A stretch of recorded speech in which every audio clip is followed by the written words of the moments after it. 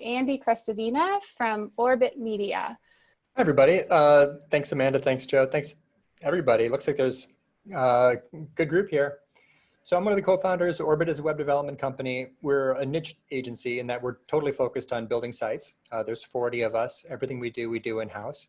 And I'm happy to show you a quick example of some work we did.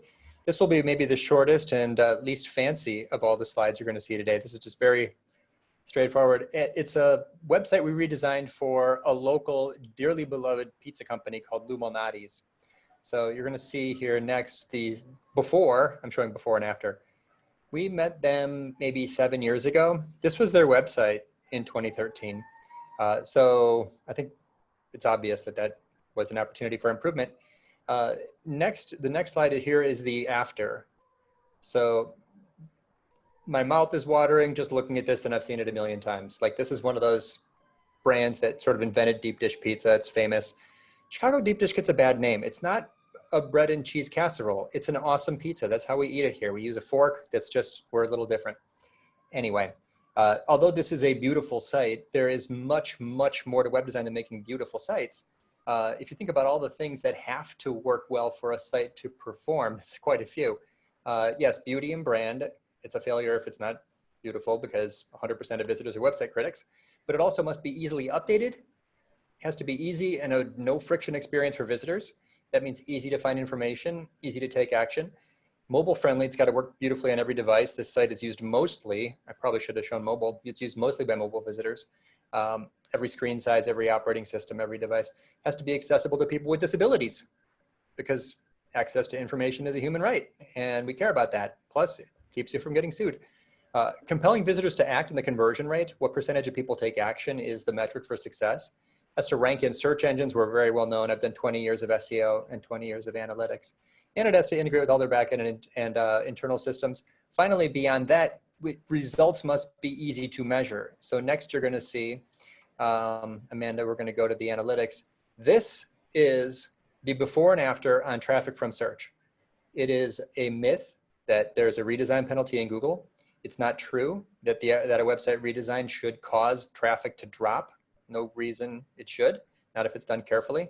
So you can see this was a 45% lift in traffic from search year over year from this website redesign. We set expectations very high for traffic for sites we rebuild because we're experts at search and keyword research. And on the next slide, this is what I'm most proud of. The conversion rate, the percentage of visitors who take action is a massive lift. So this is the money shot. We were joking on the prep call that the percentage of people who take action. Did the site pay for itself? We would never build a website without measuring results. If you've ever launched a site and didn't check this, I mean, that's crazy. So that's really important. And one of the things that we are proud of for all of our projects. The next slide you'll see, Amanda, is the greatest compliment a client can pay us. They had us redesign the site again. So this is the redesign of, they came back when it was time to do it again. This time was in 2018 because they had launched an app and e-commerce was here and it was a new version. And you're gonna see another lift on the next slide. Kind of hard to hit a home run twice in a row. Look at the conversion rate lift before and after on the second redesign. This is, imagine what that does for a business to double the conversion rate percentage of visitors who take action, buy a pizza, request a private party, apply for a job. Every conversion is in here. The reason is kind of obvious. The next slide will show the usability on the locations pages. Finding a location, this is what it's all about. It's a local restaurant. So you can see there's a clever filter there to show only locations with dine-in availability. The integration with Google Maps, the integration with a zip code finder, the ability for them to scale up and roll out in different states. This company's growing really fast. Amanda suggested I add this next piece. They were very clever in their approach to COVID. Even, this is March, like early, you can tell I'm wearing a winter coat. You get close to that place after ordering a pizza and they shout at you from across the street, what's your order number? The job of a digital marketer is to answer the information needs of the visitor, which in this case is a public health need, right? Am I gonna get sick by ordering this pizza? Definitely not. And the way that reflected in digital, because they're super social distance cautious, we weren't even wearing masks at that time. The next slide shows how that reflected on their site. Vehicle info, car make, car model, car color, they see you coming and they run out with your pizza as you pull up to the curb. It's beautiful. So yeah, Andy from Orbit Media, experts in search and conversion optimization and analytics. This is the client saying, a little testimonial. It was everything we could have hoped for and more. So really proud of the work and happy to chat with anybody who has questions or interests in ranking higher, converting visitors, or measuring impact. Thanks, guys. Awesome. Thank you, Andy. I have one question for you. This question is, how do you handle disabilities unique to out of state or that has international disability requirements?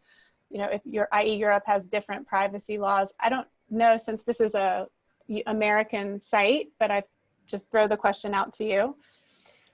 Well, the European privacy laws affect everyone, whether or not you're in Europe, because if you have visitors from Europe, then it applies to you. So you use CookieBot, and the settings that you put on that tool to track or allow people to exclude themselves from tracking is a decision for the client themselves. We're not lawyers. Accessibility is a different thing, though, and that again is the client telling us that they want to apply to the Americans with Disabilities Act or the WCAG. There's different levels of accessibility requirements. Ultimately, you can make a site that isn't that accessible, but still passes those tests. So the ultimate is to put it in front of a visitor. Did it work well for an actual human? So if you care about people, you're in the right business. And you want to actually see it work live for someone that has a disability, which we've done for clients and is always enlightening.